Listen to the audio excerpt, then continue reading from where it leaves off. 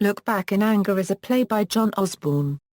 It concerns a love triangle involving an intelligent and educated but disaffected young man of working-class origin, his upper-middle-class, impassive wife, and her haughty best friend. Cliff, an amiable Welsh lodger, attempts to keep the peace. The play was a success on the London stage, and spawned the term angry young men to describe Osborne and those of his generation who employed the harshness of realism in the theatre in contrast to the more escapist theatre that characterized the previous generation. Background: written in 17 days in a deck chair on Morecambe Pier, Look Back in Anger was a strongly autobiographical piece based on Osborne's unhappy marriage to actress Pamela Lane and their life in cramped accommodation in Derby. While Osborne aspired towards a career in theatre, Lane was more practical and materialistic, not taking Osborne's ambitions seriously while cuckolding him with a local dentist. It also draws from Osborne's earlier life. For example, the wrenching speech of witnessing a loved one's death was a replay of the death of his father, Thomas. What it is best remembered for, though, are Jimmy's tirades. Some of these are directed against generalized British middle-class smugness in the post-atomic world. Many are directed against the female characters, a very distinct echo of Osborne's uneasiness with women, including his mother, Nellie Beatrice, whom he describes in his autobiography A Better Class of Person as hypocritical, self-absorbed, calculating and indifferent. Madeline, the lost love Jimmy pines for, is based on Stella Lyndon, the older rep company actress who first encouraged Osborne to write. After the first production in London, Osborne began a relationship with Mary Year, who played Alison. He divorced his first wife Pamela Lane to marry Year in 1957. Production: the play was premiered at London's Royal Court Theatre, on May 8, 1956 by the English Stage Company under the direction of Tony Richardson, setting by Alan Tagg, and music for songs by Tom Eastwood. The press release called the author an angry young man, a phrase that came to represent a new movement in 1950s British theatre. Legend has it that audiences gasped at the sight of an ironing board on a London stage. The cast was as follows: Kenneth Hay, Alan Bates, Mary Year, Helena Hughes and John Welsh. The following year, the production moved to Broadway under producer David Merrick and director Tony Richardson. Retaining the original cast but starring Vivienne Drummond as Helena, it would receive 3 Tony Award nominations including for Best Play and Best Dramatic Actress for Year. Setting: time the present, the action throughout takes place in the Porter's one-room flat in the Midlands. Act I Scene 1 early evening, April. Act 2, Scene 1 2 weeks later, Scene 2 the following evening. Act 3, Scene 1 several months later, Scene 2 a few minutes later. Synopsis: Act 1 Act 1 opens on a dismal Sunday afternoon in Jimmy and Alison's cramped attic in the Midlands. Jimmy and Cliff are attempting to read the Sunday papers, plus the Radical Weekly, price 9p, obtainable at any bookstall as Jimmy snaps, claiming it from Cliff. This is a reference to the New Statesman, and in the context of the period would have instantly signaled the pair's political preference to the audience. Alison is attempting to do the week's earning and is only half listening as Jimmy and Cliff engage in the expository dialogue. It becomes apparent that there is a huge social gulf between Jimmy and Alison. Her family is upper-middle-class military, perhaps verging on upper-class, while Jimmy is decidedly working-class. He had to fight hard against her family's disapproval to win her. Alison's mummy and I took one look at each other, and from then on the age of chivalry was dead, he explains.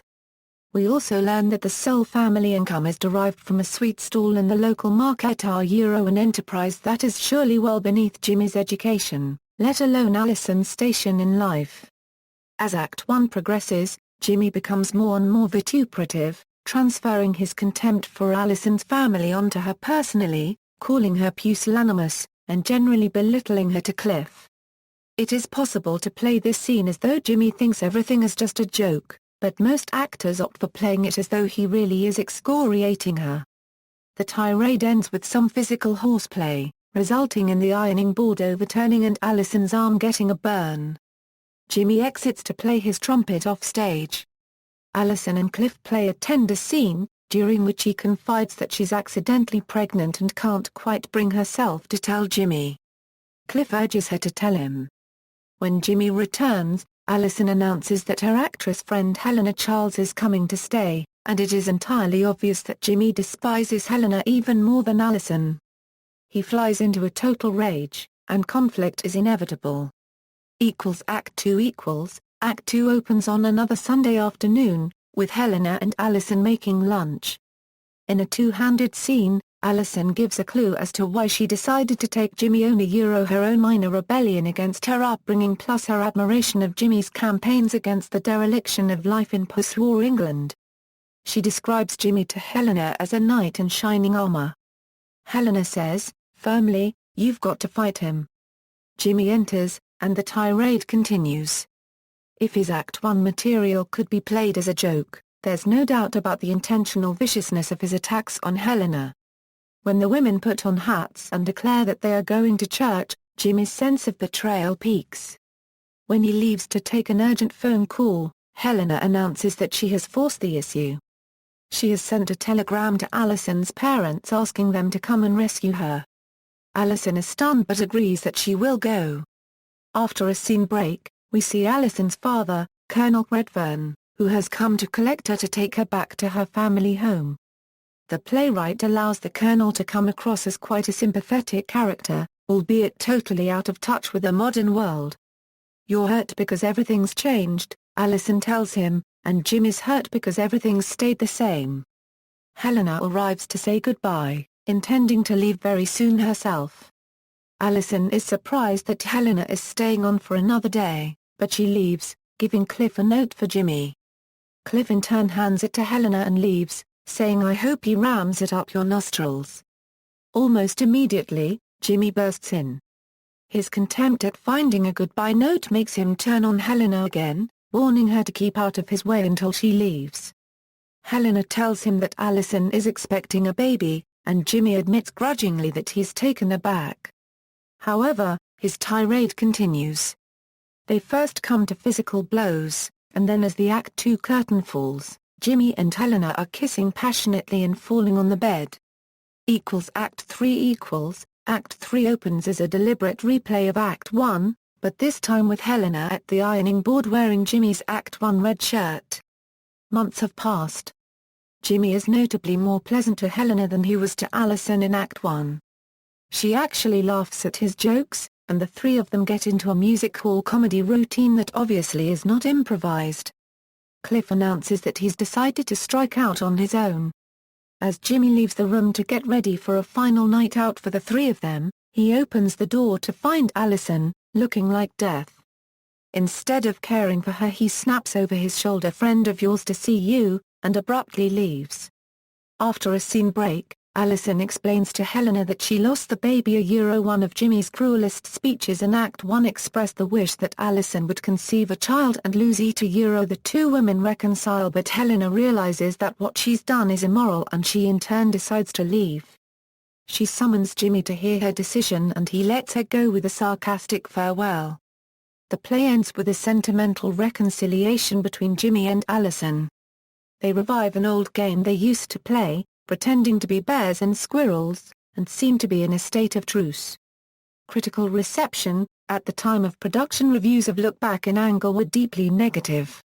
Kenneth Danan and Harold Hobson were among the few critics to praise it, and are now regarded among the most influential critics of the time.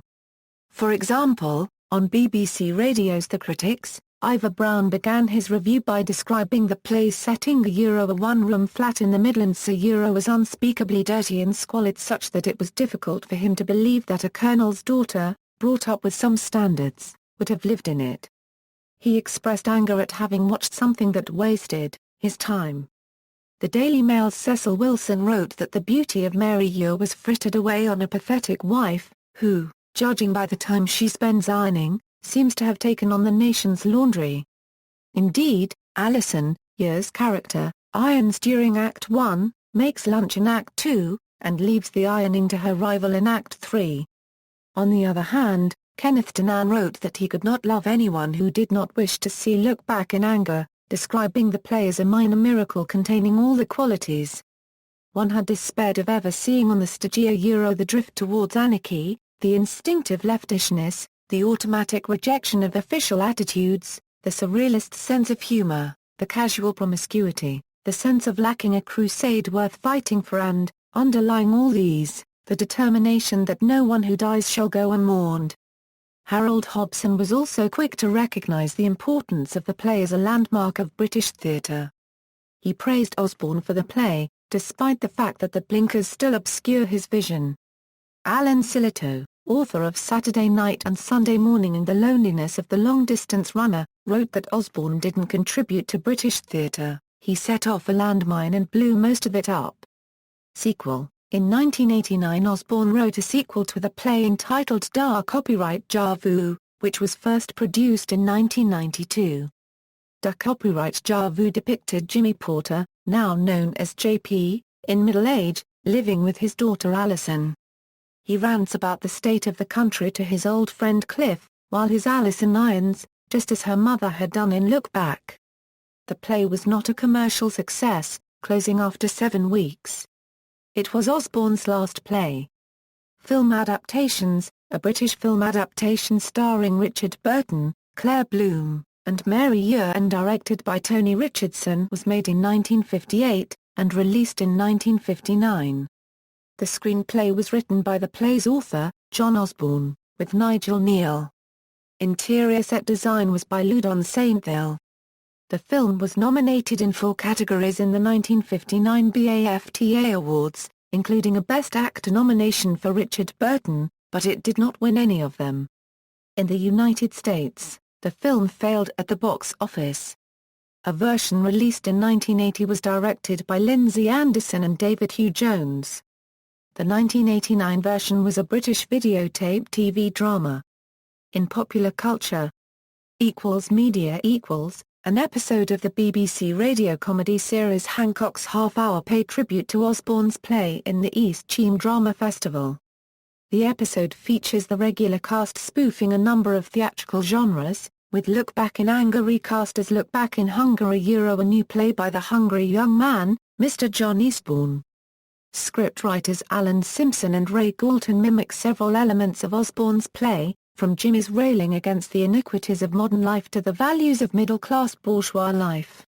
Ed Wood, Look Back in Angora, a 1994 documentary about Ed Wood, a B-movie director, released by Rhino Home Video. The cross-dressing Wood often wore an Angora sweater, and Angora fabric is featured in many of his films. In Studio 60 on the Sunset Strip, an American dramedy television series by Aaron Sorkin, the character Andy McInat translates Look Back in Anger into Dutch. Look Back in Annoyance is the title a retrospective episode of Daria, an animated television series. Music Look Back in Anger is a song by British singer David Bowie from his 1979 album Lodger. Look Back in Anger is a song by British rock group Television Personalities from their first album. And Don't the Kids Just Love It? Don't Look Back in Anger is a song by the British rock band Oasis on Morning Glory. See also, Look Back in Anger. Further reading, Osborne, John. A Better Class of Person, An Autobiography, 1929 €56. Penguin Books Limited. ISBN 978-0-14-006288-5. Osborne, John. Almost a Gentleman, An Autobiography, 1955 €66. Faber and Faber. ISBN 0-571-16635-0. References. External links, Look Back in Anger at the Internet Broadway Database.